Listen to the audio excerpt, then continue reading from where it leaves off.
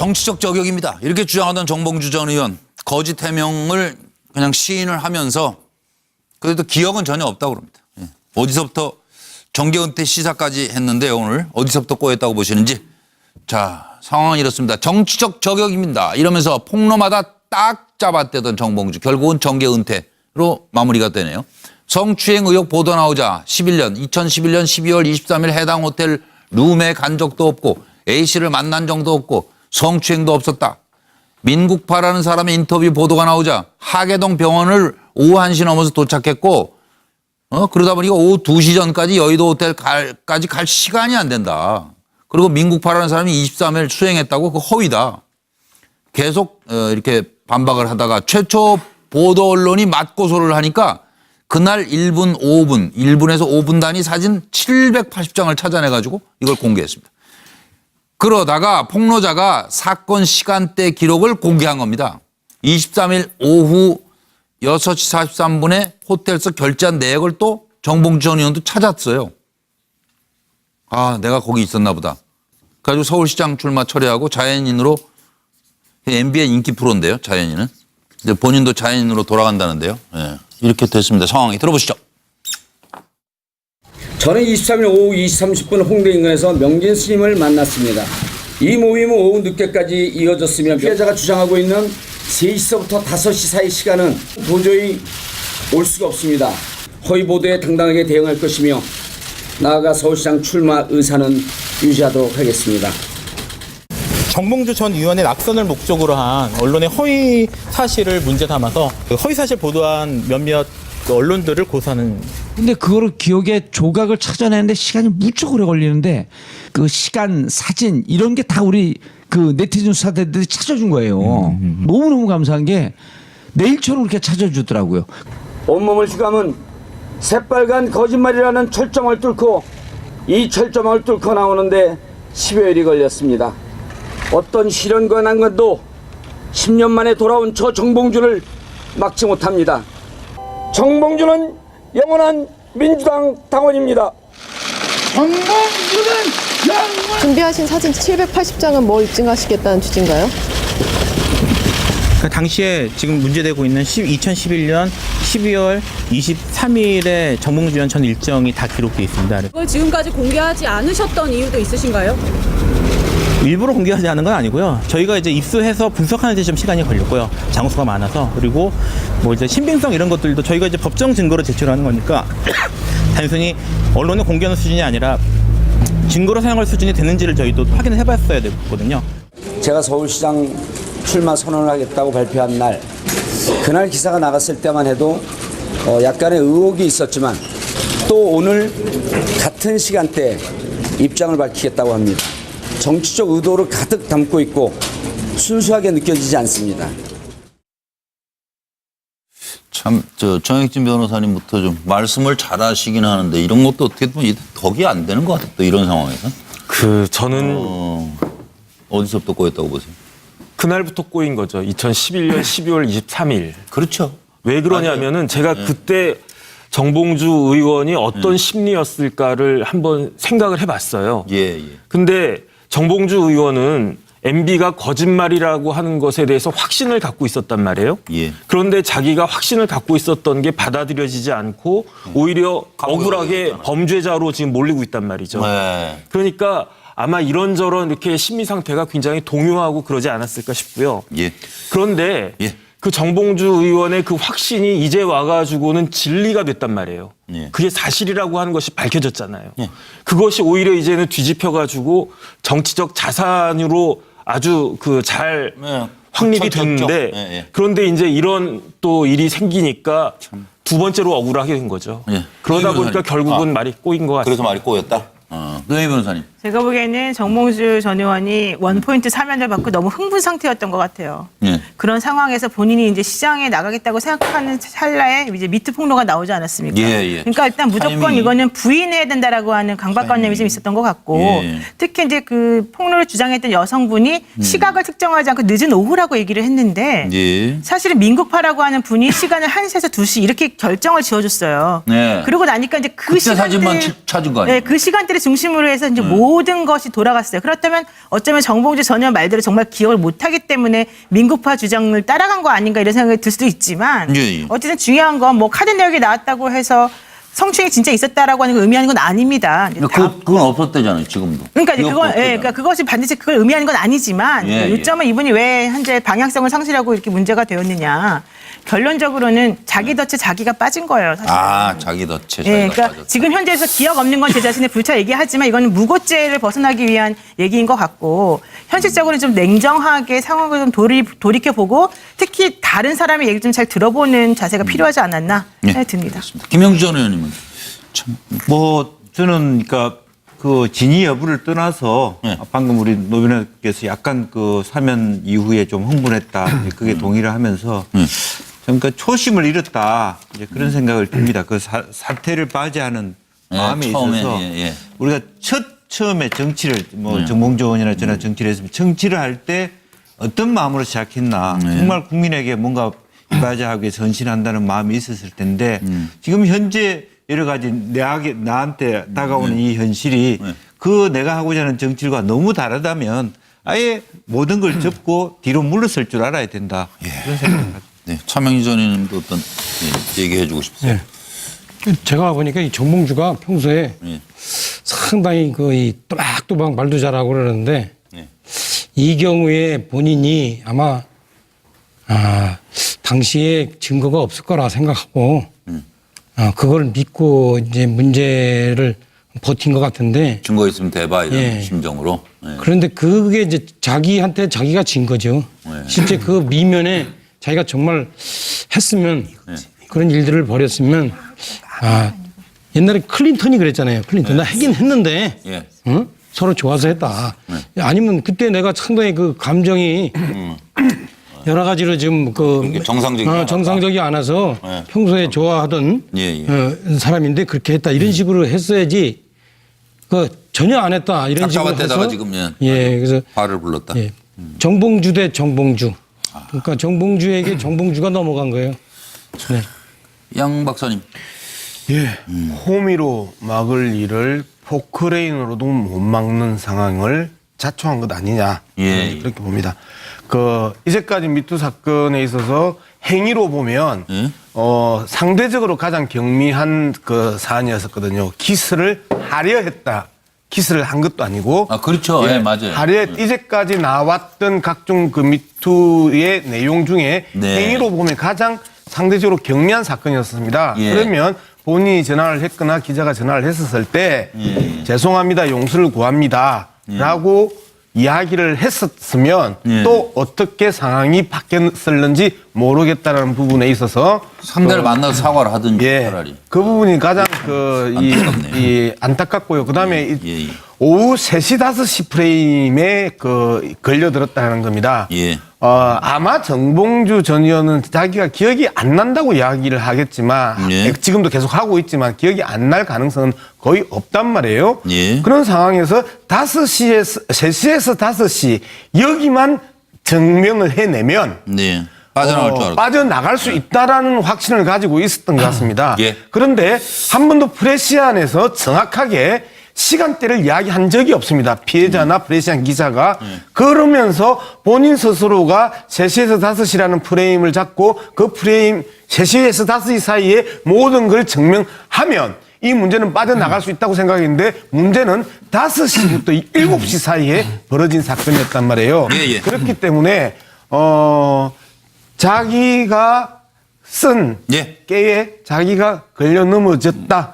그래서 문제가 터지면 장꾀를 부리는 게 아니고 솔직하게 인정하고 용서를 구하는 게 정치인으로서 가장 쉽게 문제를 해결하는 방법 아니냐 저는 그렇게 생각합니다. 김광덕 전 부장님. 이번에 정봉주 전 의원 건을 보면서 아까 속담에 나오듯이 제게 제가 넘어간다라는 속담이 그대로 드러나는 것입니다. 그러니까 쉽게 말해서 꼼수는 통하지 않는 거죠. 그래서 뭐 이런 정치에 또 이런 말이 있지 않습니까? 일부 사람을 일시적으로 속일 수는 있을지 몰라도 여러 사람을 영원히 속일 수는 없다. 너무 여기에 관련된 사람도 많고 많은 국민들이 지켜보고 있는데 영원히 속일 수는 없었던 거죠. 그래서 근데 특히 이제 구체적으로 이야기하면 780장 사진을 마련해가지고 알리바이를 대려 그랬는데 그 사진이 대부분 11시 후반대부터 오전 11시 후반대부터 오후 5시 전후까지 사진이라는 거예요. 그게 7, 80장이. 근데 피해자가 어저께 5시 5분과 37분에 셀카를 찍은 사진을 딱 들이대니까 그때 전후에 알리바이를 찾으려고 결제 내역이라든가 통화 내역이 여러 가지 그를 알리바이 찾으려고 딱 나서 보니까 하다 보니까 거기서 결제가 거기에 나온 결제한 게 딱 나오더라는 카드 거죠. 결제한 게 나온 거예요. 예, 그래서 피해자가 딱 나서니까 그냥 예. 한 방에 딱 걸리는 그런 상황이 벌어지는 겁니다. 오랜 정치부장 경력으로 볼 때 재기 가능합니까 정치적으로? 정봉주 전 의원 경우? 뭐 단정적으로 말하긴 그런데 상당 기간 재기는 어렵다 이렇게 봅니다. 네, 알겠습니다. 그리고 일단 성추행 의혹에 지금 휘말려 있고 또 거짓 해명한 거는 뭐 어차피 본인이 시인한 상황이고 기억이 없는 것도 제 자신의 불찰입니다. 이 시각에 대해서 그저 한두 분만 얘기를 좀 여쭤보고 싶은데요. 준비된 내용부터 들으시죠. 그 포스케어라는 앱에 들어가서 GPS를 확인해서 해당 장소에 있어야만 체크인이 가능합니다. 뉴욕이나 렉션 호텔 같이 그 인근에 있는 장소에 그 체크인이 불가능한 거죠. 5시 5분에 체크인을 했고 5시 37분에는 체크인한 상태에서 뉴욕에서 사진을 찍어서 올린 겁니다. 이 당시에 안젤라 씨가 뉴욕에 있었다라는 것을 뒷받침한 자료라고 보시면 되겠습니다. 사실 그 피해자가 구체적으로 언급한 시간이 없음에도 그 시간을 특정해서 그 자신이 그 자리에 없었다라는 걸 증명하는 게 전혀 가해 사실과 모순되는 것들이 아니거든요. 그런 점들이 그 정봉주 전 의원 주장의 논리적 허점이 아닐까 이렇게 생각합니다. 이것도 어떻게 김영주 전 의원님, 네. 이것도 좀 말 잘한 거예요? 사실은 그 미투 피해자 입장에서는 엄청난 마음의 상처를 또 주는 것이라고 저는 생각이 듭니다. 예. 그러니까 상대방이 그 굉장히 그 분노를 하는 그런 피해를 입혀놓고 기억이 없는 것도 불찰이다 이렇게 얘기한다는 건 너무 말이 안 되고 그동안에 또 정치적으로 이용당해 왔다 순수하지 않다 이렇게 계속 마지막까지 그렇게 피해자의 마음의 상처를 주는 말로 그 자신의 마무리를 한다는 건 참 끝까지 좀 안타깝네요. 그러게. 저 김광덕 부장 뭐 준비하셨어요? 네, 뭐 쓰셨네요. 길게 안 할게요. 이게 선택적? 의학 용어 중에 기억 상실증에서 선택적 기억 상실증이라는 게 있다는 거예요, 용어상으로. 예. 그러니까 이제 뭐 기억하고 싶은 거는 기억이 되는데 어떤 거는 기억이 안 되는 건데 딱 그날 따에 다른 것들은 다 기억하는데 그날 성추행 시도했다고 하는 그 부분과 그 시간 전후의 것만 딱 선택적으로 기억이 안 되는 그 장면만 떠오르지 않는다. 네, 그런 게 벌어졌는데 어떻게 봐야 될지는 또 다시 봐야. 네, 아까 노영 변호사님 아까 잠깐 얘기할 때 무고죄를 벗어나려 한다는 걸 제가 못 알아들었어요. 이건 무슨 말이에요? 그러니까 지금 그 프레시안이라고 하는 인터넷 언론사를 정봉주 전 의원이 출판물에 의한 명예훼손죄로 고소를 했단 말이에요. 취하했죠. 그러니까 근데 취하를 했는데 이게 취하한다고 해서 조사를 끝내거나 없어지는 죄가 아니에요. 경찰 조사는 진행되니까. 네, 그렇기 때문에 이제 일단 고소장을 취하했다 하더라도 고소장을 제출한 순간 그 고소인이 피고소인에게 형사처벌을 받게 할 목적으로 고소장을 수사기관에 제출하면 나중에 회수했다 하더라도 무고죄가 되는 거예요. 그러니까 지금 정봉주 전 의원이 고의로 만약에 이런 식의 행동을 했었다라고 한다면 그러니까 본인이 알면서도 거짓말한 거라면 무고죄가 될 수 있기 때문에 일단 자진 처리를 하고 저런 식으로 말한 게 아닌가 생각된다는 거죠. 그런데요, 뭐 다른 거 그만두고 정리를 기억이 안 난다 해서 될 일이 아니고 피해자가 있으니까 기억을 좀 함께 찾아주시면 어떨까 하는 생각을 하면서 이렇게 됐습니다. 상황이 들어보시죠. 저는 23일 오후 2시 30분 홍대 인근에서 명진 스님을 만났습니다. 이 모임은 오후 늦게까지 이어졌으며 피해자가 주장하고 있는 3시서부터 5시 사이 시간은 도저히 올 수가 없습니다.